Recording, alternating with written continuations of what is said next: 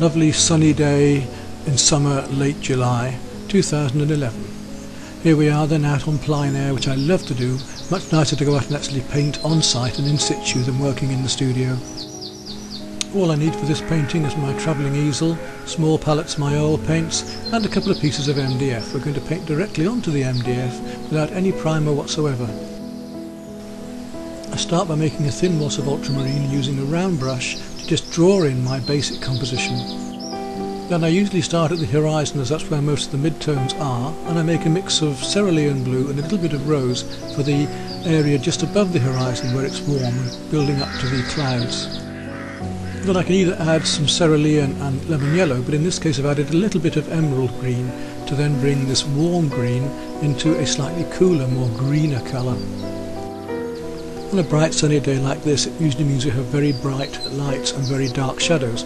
Also, the sky becomes warmer and warmer the higher up it gets into the atmosphere. So we start with our cooler greens and blues in the sky and then work up to the much warmer ones at the top with ultramarine and even a little purple.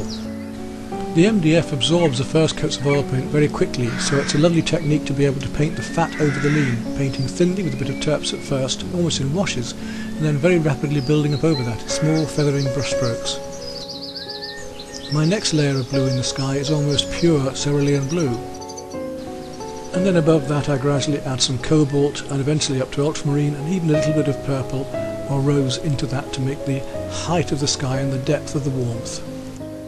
The clouds are made up of white and yellow ochre with a little touch of the pinks going into it. And then making warm and cool greys for underneath the clouds by the use of our cobalt and a little touch of the rose. Also a little bit of burnt sienna. Once we've painted the sky, we can come down to the water and simply mirror the sky in the water, because that's all that's happening. I usually start with my vertical strokes in the water and then work my horizontal strokes across that is the ripples and reflections across the surface. So the in-depth of the water, the deeper colours and the shadows and the colours reflecting from the sky, and then any ripples or wind or surface textures across the surface of the water coming afterwards. Finally coming across to the bank sides, where we look at the variation of warm and cool greens. In a picture like this, on a day like this, we normally have warm in the foreground, cool in the background, detail in the foreground and more out of focus into the background.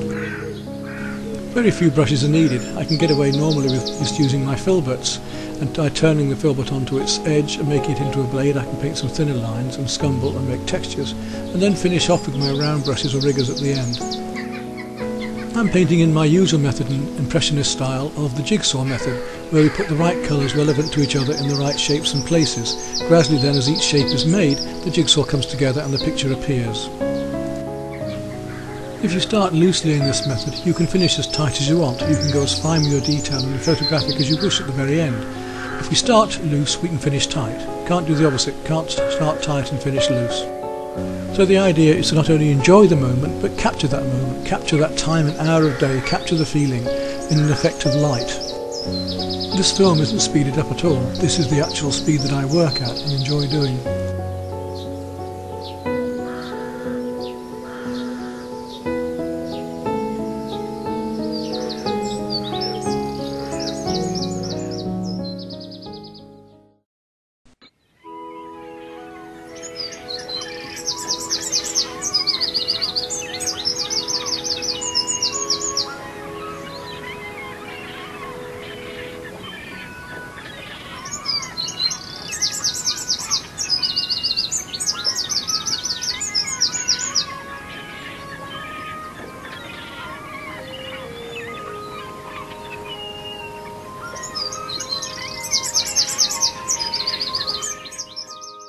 Well, in this new series of painting Lincolnshire scenes, I had to paint this one of a plough scene, which was going on just outside the back garden the other day. And I made a composite. I've moved things around a bit, and I'm going to take some more buildings and put them in here as well, and also change the foreground here and add some more greenery and a tree going to the left. Change the composition around a bit. I'm going to use this particular tractor, and then at the end of it all I'm going to add some seagulls coming in to take the worms and things that the plough is ploughing up. But before I start that, let's just look at all these various greys we can mix. Let's look at this limited palette of colours. We've got here some black, which I don't normally use, but with this limited palette I will.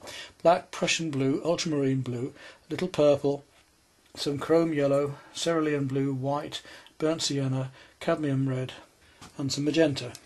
And that's all I'm going to need to make a lot of different greys. Greys are basically made from brown and blue, so it's the primary and tertiary colours. Now we can make many variations of grey, and if we look at this particular cloud effect here, if I want to make some warmer greys, as I've got here, browny greys, or bluer greys, or yellowy greys, let's just look how we can mix those before we even start. So before we get into painting that sky, I'm going to show you how these can be made. We'll start with the lighter colours here. When you're making a light colour, always start with the white, not the darker colour, and add a little bit to the white to make a light colour. You see, very, very light. If you start with the colour and add the white, you'll need tons of it. Now I'm going to do the opposite and take some colour because I want a very dark colour. I'll take some of that blue, a little bit of white to lighten it up, some of the burnt sienna, and we get a lovely blue grey. Now that's a very bluey grey, as you can see there. But if I add more brown to it, then I can make quite a warm and browny grey.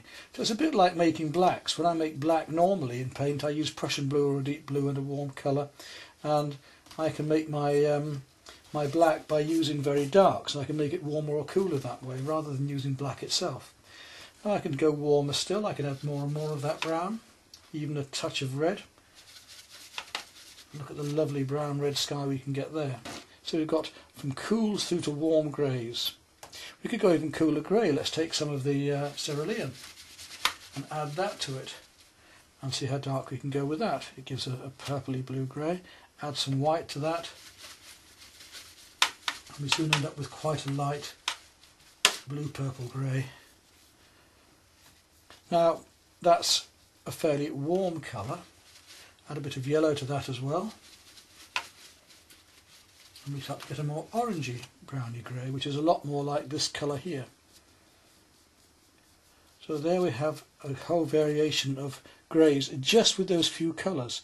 A little touch of the purple, and I can take my grey into the purple. And remember that one colour works against another. If I take this Prussian blue and add that, then I get a lovely dark mid-grey, which is ideal for this area here and would link into this one. So all these various warms and cools will give us greys. If I just took, as an example, the black and white, then I get a very inert grey, slightly bluer grey because I've got a little touch of the warm on there, but you see how much more colourful and how lovely these other greys are, made by the tertiary colour brown and the primary colour blue. Down here, if I want to make a lighter colour, I can take the yellow, add a bit of white to that, and I can start to make the cream for here lower down, make that a little bit warmer still, little touch of the red, and I can get a warmer, more orangey colour, a little touch of the brown into that, and a bit more white, and we get a much warmer, more orangey. Now if I flick this, if I start to use the brush in a more feathery way, by using the texture and the tip and blending, you see we can start to get these light effects of the clouds in the same way as they are here. So it's a way of mixing all of these various greys, light and dark and tonal, to get these light and dark colours. I want to come up there now. I'm going to take a little bit of the cerulean blue, which is much lighter, and some white, and I can start to get these lovely silvery greys that are going on here. That gives me a light silvery bluey grey. You get some delightful colours this way. And then there's the slightly pinker one, so if I take that colour, add a little bit of the magenta, we start to get the pinky greys of the sun gleaming through. So there you have it, all of those variations of greys between the light blues, the pinks, the deeper browns, which will give us all of these colours here. Look, you can see all the greys going on exactly the same way as I have there. Now, when I come to paint the darker areas and the lighter areas, I'm just going to paint this darker area here, which is the Prussian blue and the brown, which is very dark. A bit more brown into that. You see I've got quite a... That was not using black, but it almost looks black, doesn't it? A little bit of those two warms just to warm it up a bit. There we go. Make that very, very dark and a little bit more blue into it. The two blues.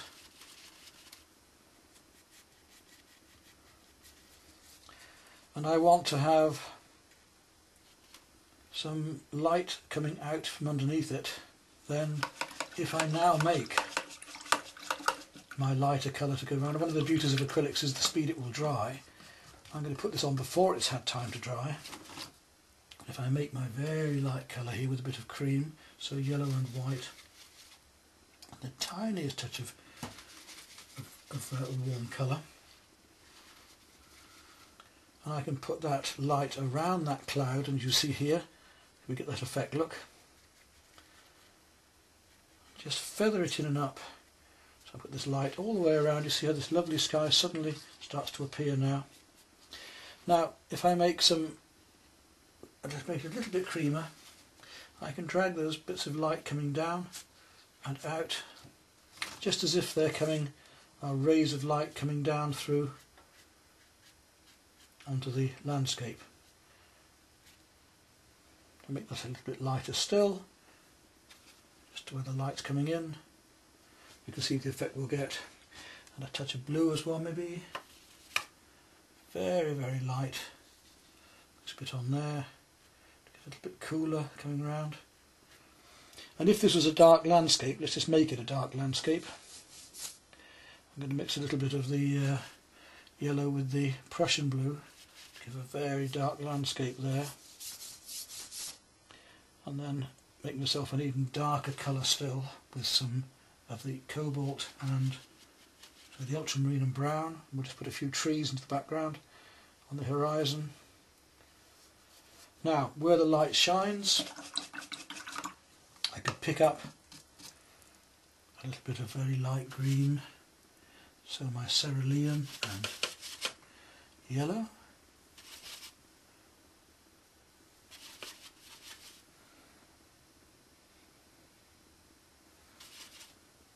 And we could just put in lighter still. And we can just catch tops of trees or where the light is just shining on things here to give the effect of sunlight catching. So you get the idea then of these various greys that we can make and how. Just with those few colours, our secondary and tertiary, our blues and our browns. Another very nice grey we can make in oils is actually to mix alizarin crimson and viridian green, which also gives a beautiful grey. Now let's just look again at the palette. That's our palette, the greys that we just mixed, and you can see how we've made those greys in the sky just by mixing those few colours together. Now let's do it on the actual painting.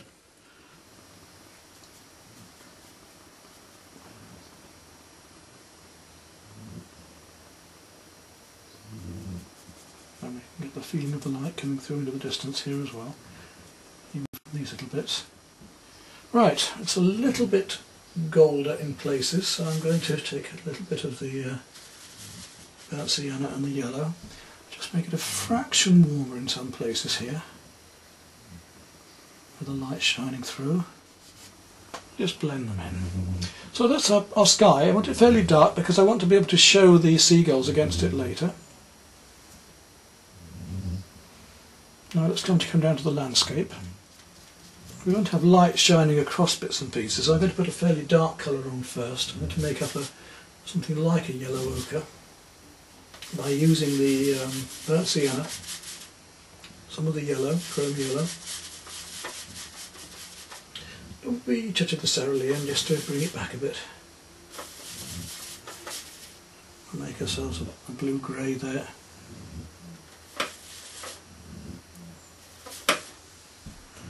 blue-grey just to fill in for the moment,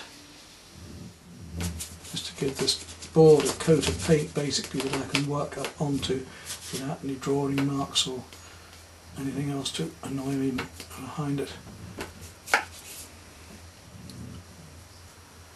So Lincolnshire, the flat fenland here with the light, these lovely skies that we get coming down shining through, using the cerulean blue and a little bit of the chrome yellow and a small touch of white just as body colour, just to try and lighten it up a bit. I'm going to put it fairly cool at the moment, and I'm going to put some highlighting in later.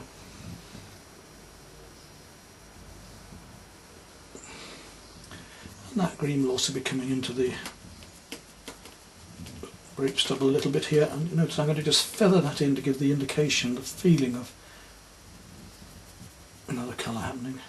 Use the tip of the brush, slightly broken, you can get the effect of little stubble bits. Come across now to the colours for the soil. It's a nice rich deep loam colour, so I'm going to start with my burnt sienna. Let's just see what that does straight on this. It's too warm, so I'm going to add some ultramarine to that, and we'll get a lovely purple blue, a purple brown, which would be perfect just to give a basic before we put the lighter colours on top. So a nice purple brown, blue in the distance.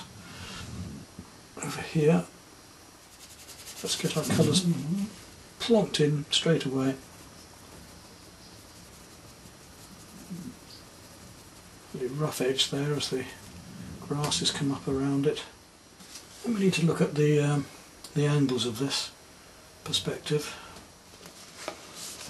Now in the foreground here I've got a lot of greenery,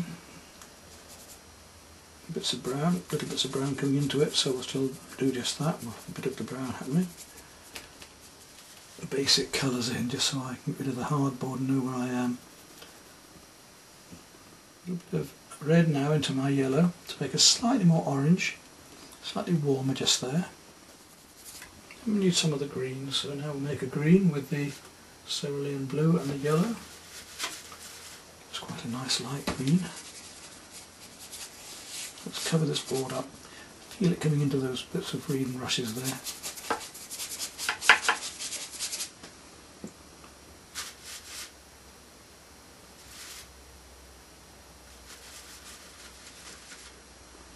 A bit darker and bluer in places, so we can use the different amount of blue that we put into the yellow, or the yellow into the blue, as to how the greens will vary. Quite strong yellowy green just there. See how the different greens can work and make it come alive.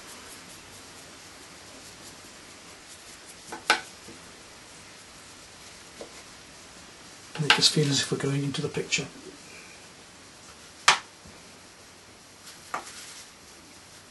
Some deeper blue now, take some ultramarine. Just feel some of these grasses a bit in the shadowed areas. Then we'll do the rest with detail with a smaller brush. Just finding our way. It's a very dark tree up here, so I'm going to take my ultramarine and add a little bit of the burnt sienna to it. Quite a deep bluey brown coming up into here, this tree from behind. It comes up, a block of it there, into the wind. We'll just flick these tree leaves around, give the feeling of that tree like that. Come back with a little bit of the light green into places and just fill this in for the minute. Now I need to go down in brush size. Big brush for the big jobs, now we need to go slightly smaller. I'm mixing the same colour, the ultramarine and the burnt sienna, just to find our distant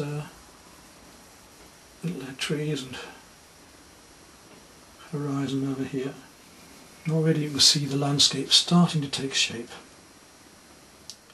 I'm going to take a little touch of, just a touch of the black this time. I don't like using black, but it has to be darkened down a bit now, so with the Prussian in it I'll just make a slightly darker bush shape just there against that. The same into here, this wants to be a bit darker as well. Right over here we've got some darker bushes.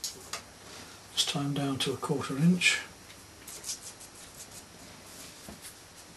And I'm going to take a little bit of the cadmium red and just as it is, just drop it in over here, because I want a little bit of a red house right on the edge here, just to mark out where I'm going to have it there. Must be a little bit more orange, so a little tad to catch the light there. We'll play with some light around there in a moment. So we've got that little red house there. And then slightly warmer and greyer here where this tree is here. We've got another house coming in there, which I want to paint right across there. Right, I'm just getting the highlights in, just feeling where things are. Alright, let's look at the tractor before we do anything else. It needs getting in. So we've got this nice tractor. Not easy to draw. Let's have a look at where it is. So that's where he is. Now we need to get the chappie himself in. He's sort of one of our greys here.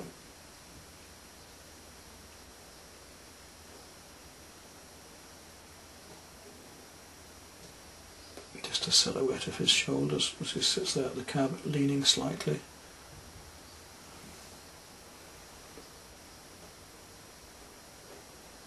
Let's look at these greys. The yellow in there in a minute. Put some texture in for the tractor tyres.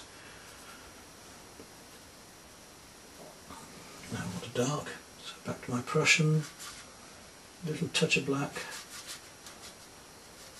Just to put in some of these darks. Here's the wheel. What we've got to do is put the right colours in the right places and the right shapes, and hopefully the tractor will just appear. The tractor tread to the tyre, just indicate a few. You see the tractor appearing. I need some greens, very bright green. I don't know whether we're going to manage it with what we've got. Let's have a look and see. It's the yellow first and the tiniest touch of cerulean. Let's try and see.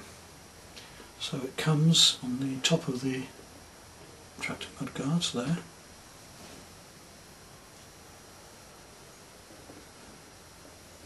And here, lower that side. It also comes across the top of the cab here. Then it goes a bit more orange to the green up here. And we'll have to come back and put some light in between those to bring them out later, because they're almost too dark, blending too much. We don't want to paint all the structure in, we just want to indicate the parts of the tractor. Right, and if we go between them, slightly lighter colour, we can pick them out. Right, that'll do for tractor for the moment. Now in front of the tractor we should also have some of this lighter colour catching and going forward, so that then we can perspective of that as well, because that's where he's going. Right, now we've got to continue with the plough furrows. Do that by adding more green to the furrow. Let's come back with a sort of slightly more yellowy green just coming across the surface of it. Just right, a bit more brown in there.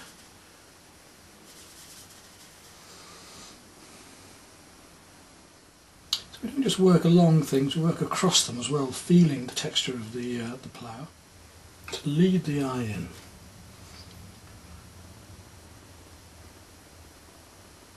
Perspective is all an illusion anyway. This is linear perspective. Aerial perspective is done with the warmer and cool colours, but this is the linear perspective, which is where we make lines appear to go somewhere and fool the eye by the use of a vanishing point. And we get a little bit stronger into the foreground. Our yellowy browns.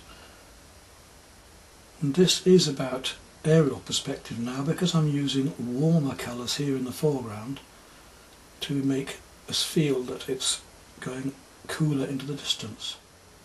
Building up and building up.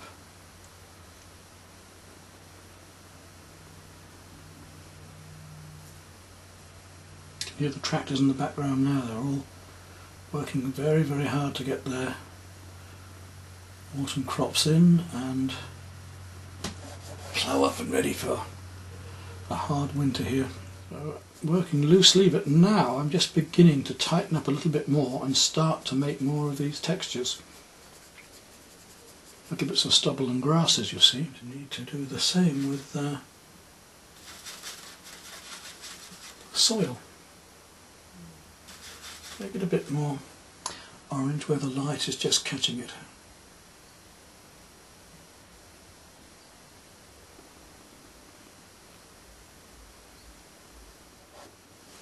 Before we put the seagulls in.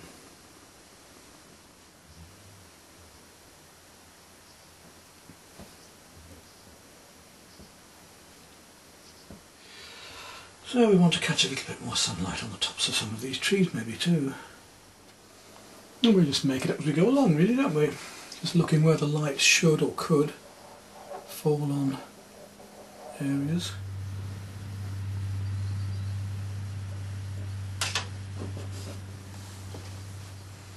And we'll try and make it glisten with light. Of course, if we go lighter, we need to go darker as well, so I do need to make up some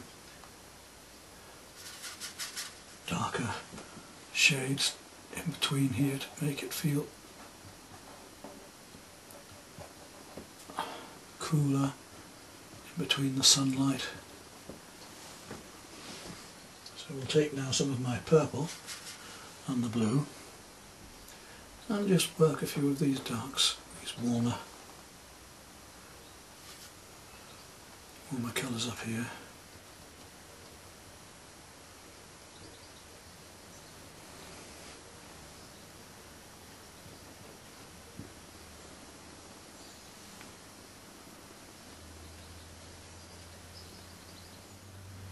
As I was saying about aerial perspective, now I've done that, I need to come into here with some of these darker bits to bring that forward as well.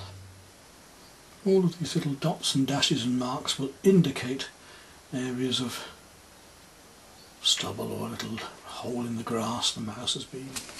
Come back up into the lights a bit. I want that shining a little bit brighter. I'm going to make a little bit purer cream just to come out of the light here at first. Don't make it too much sunlight that's just gleaming through and trying to break through the cloudy areas, but it's finding it very difficult. Little bits of light coming all the way back. So we've almost finished our background and we've got the highlights going across the fields here. To come back to the foreground now, this area, before we look at the seagulls that are all over the place. It's rather fun, isn't it? Now, here we can afford to be a bit lighter with the textures on my brush into a blade, and let's see if we can start to paint in some of the bits of grass. And feeling of Lincolnshire now really starting to come through, haven't we? But you don't know what Lincolnshire's like perhaps. Well, maybe this series will help you to enjoy Lincolnshire and maybe even come and visit it one day. So you don't often see me painting in as much detail, but there are all little pieces of light, and it's about a time of day, it's about a moment in time that I'm trying to capture. So we're painting darks over lights, lights over darks, backwards and forwards, playing with these forms. Make sure we're not painting marks all in the same direction as well, because grasses don't, they come with the wind and they blow across each other and all sorts of different things here, so we need to find those different angles and things as well. There's colourful painting, even though it's a dull day with the highlights going on. Nothing to stop us from painting with colour still. Right, let's look now at doing the seagulls, which I might need to get myself a little round brush for. Now the seagulls are going to be light against dark and dark against light, so we've got a lot of them flying around here. What we have to decide is just where, because it's quite important obviously. So if we have them flying all around the they're going to be high up, some of them too. Some are close, some are far. So close here behind at times.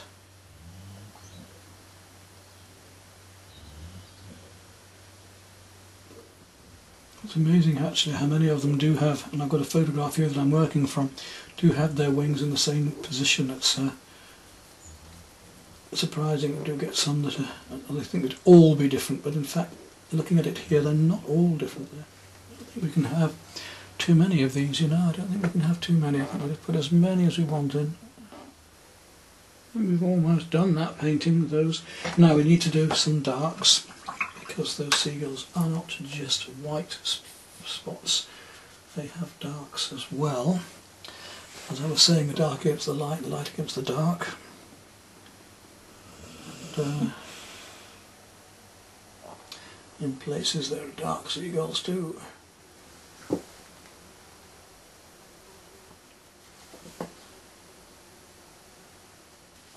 So the eye isn't drawn there too much, just enough.